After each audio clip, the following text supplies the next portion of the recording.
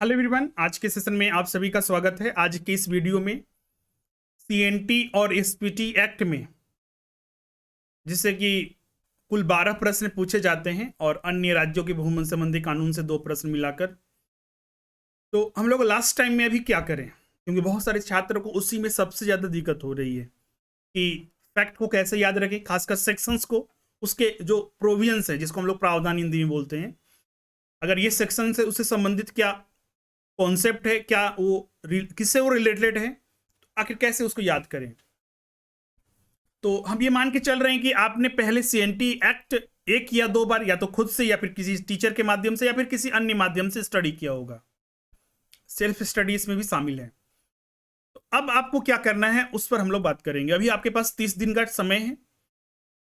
अब ऐसा तो नहीं है कि 30 दिन सिर्फ सीएनटी एसपीटी एक्ट ही पढ़ेंगे, और भी बहुत सारे टॉपिक्स हैं।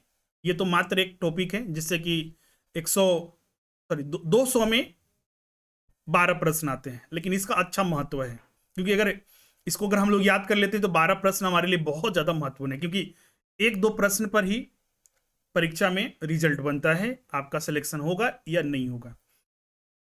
अब लास्ट समय में क्या करें, सीएनटी और एसपीटी एक्ट में मेन आपको इसी पर फोकस करना है। दूसरे राज्यों के जो भूमि संबंधी कानून है उसमें से बस 1-2 पॉइंट याद कर लीजिएगा कि बिहार का सीएनटी एक्ट कब लागू हुआ, क्या क्या प्रावधान चेंज किए गए, कितने उसमें सेक्शन हुए, बस उतना याद कर लेना है। उसी तरह पश्चिम बंगाल का, उड़ीसा का और छत्तीसगढ़ का, ये 3-4 राज्यों का बस याद कर लीजिएगा, बाकी आपको याद करने की जरूरत नहीं है।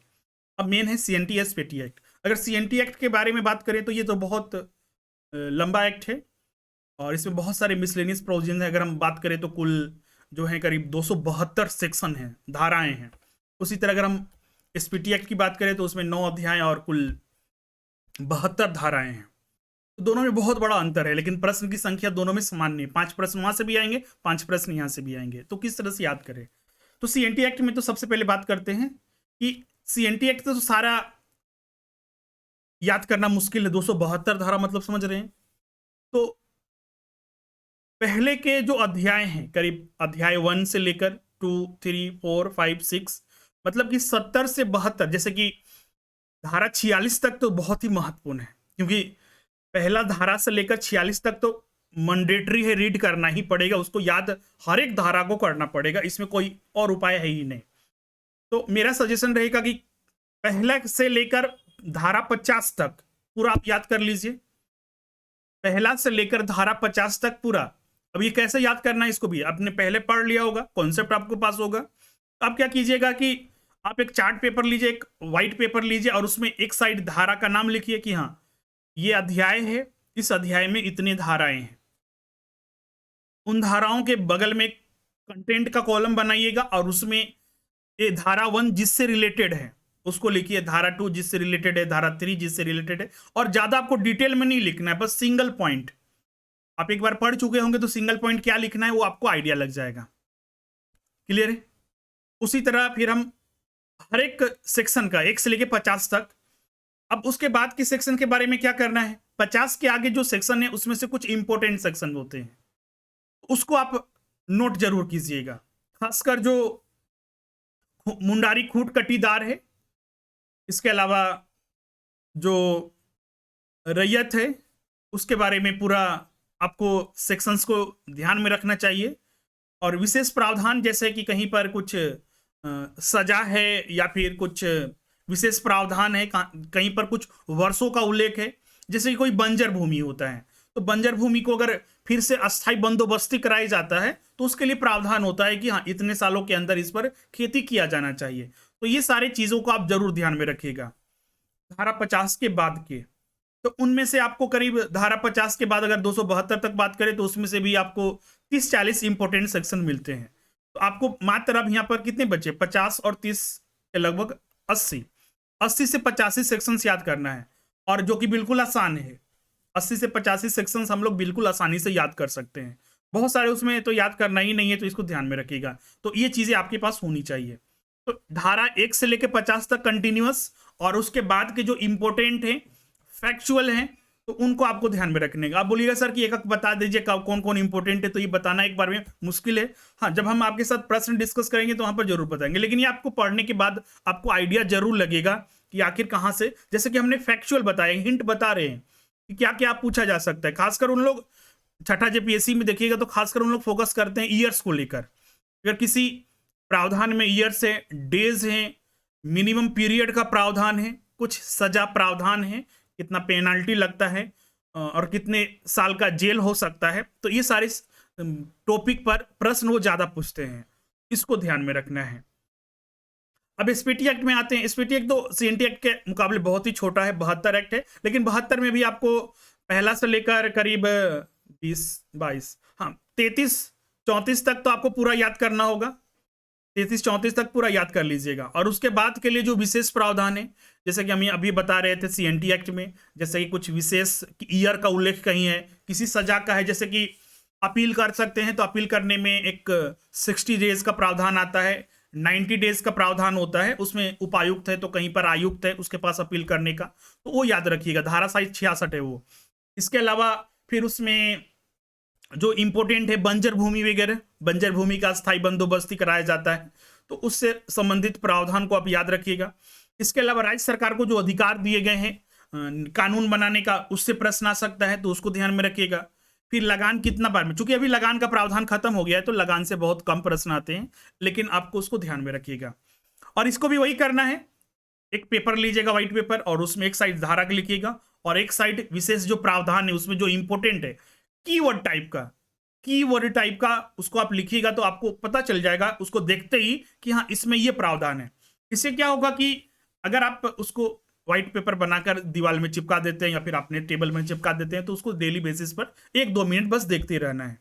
एग्जाम के समय भी एग्जाम देने जाइए, क्योंकि ये प्रावधान ऐसे हैं कि जो पहले से याद करके नहीं रखे जा सकते हैं। इसके लिए आपको एक लंबा मतलब कि हमेशा ध्यान रखना ही पड़ेगा। एग्जाम के समय जाइए तो उन प्रावधानों को भी एक बार देख लीजिए, तो इससे क्या होगा कि आपको ज्यादा याद रहेंगे। लंबे समय तक याद तो नहीं रहते हैं सेक्शंस के साथ उसके प्रावधान, तो लेकिन ये तो होगा कि आप तुरंत याद करके जाइएगा तो 1-2 दिन मेमोरी में रहता है, वो आपको याद रहेंगे। तो ये हर एक सेक्शंस के साथ कीजिएगा। हर एक सेक्शन नहीं, मतलब कि जो हमने बताया कि जैसे सीएनटी एक्ट में 80 से 85 इंपॉर्टेंट हैं, उसके ज्यादा आपको याद करने की जरूरत नहीं है।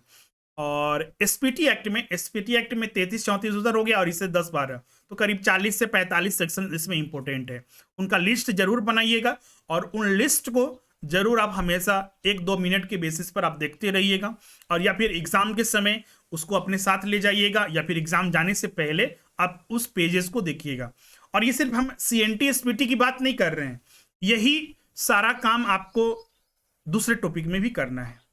चाहे वो हम झारखंड की औद्योगिक नीति की बात करें, झारखंड के आंदोलन की बात करें, झारखंड में जातीय शासन व्यवस्था की बात करें, या फिर किसी भी अन्य टॉपिक की बात करें, ये सबसे ज्यादा इंपॉर्टेंट होता है। बहुत सारे छात्र यही होता है, हमने शुरू से ही बोला था कि लास्ट टाइम रिवीजन नोट्स, तो इसी को बोलते हैं, जो पहले नहीं किए हैं अभी करना पड़ेगा, अभी नहीं किए हैं तो एग्जाम के समय तो नहीं कर सकते हैं, क्योंकि सारे जितने भी पहला आपने स्टडी किया होगा सारे को स्टडी करना अभी मुश्किल है। इसके लिए जरूरी है कि आप उन्हीं पर फोकस कीजिए जो लास्ट टाइम के लिए आपके इंपॉर्टेंट है, जो पढ़ चुके हैं। अब उसका हम लोग एक दिन में, आपके पास ये अब होना चाहिए चैलेंज, मतलब चैलेंज का आपके पास ये होना ही चाहिए कि 3 घंटे में पूरा झारखंड जीएस स्टडी कर लीजिए। हिस्ट्री को पूरा, जैसे भारत का इतिहास को स्टडी कर लीजिए 2 से 3 घंटे में, क्योंकि अभी वही समय है रिवीजन करने का। ऐसा नहीं कि पूरा डिटेल में पढ़ते रहिए, इससे कोई बेनिफिट नहीं मिल पाता है, जहां तक हमें एक्सपीरियंस है या फिर जो स्टूडेंट का फीडबैक आता है उसके आधार पर, या फिर जो प्रश्न यहाँ पर सॉल्व किए जाते हैं। तो ये आपको चीज़ों को ध्यान में रखना है। और जैसा कि हमने एक और वीडियो बनाकर आपको बताया था कि लास्ट 30 डेज में क्या करना है, तो एक्यूरेसी पर काम करना है। एक्यूरेसी पर यही एक माध्यम है, ये हम एक्यूरेसी को ही बढ़ाने की बात कर रहे हैं, सिंगल टॉपिक पर। ऑल टॉपिक को मत देखिए। भारत का इतिहास है तो भारत का इतिहास मत देखिए, उसमें देखिए प्राचीन इतिहास, प्राचीन इतिहास में भी देखिए वैदिक सभ्यता से लेकर जो विभिन्न तरह के वंश है या फिर जो विभिन्न तरह के साम्राज्य है, उस पर इंडिविजुअल टॉपिक पर फोकस कीजिए। इसी तरह झारखंड में भी वही चीज कीजिए, जैसा कि हमने सीएनटी एक्ट बताया।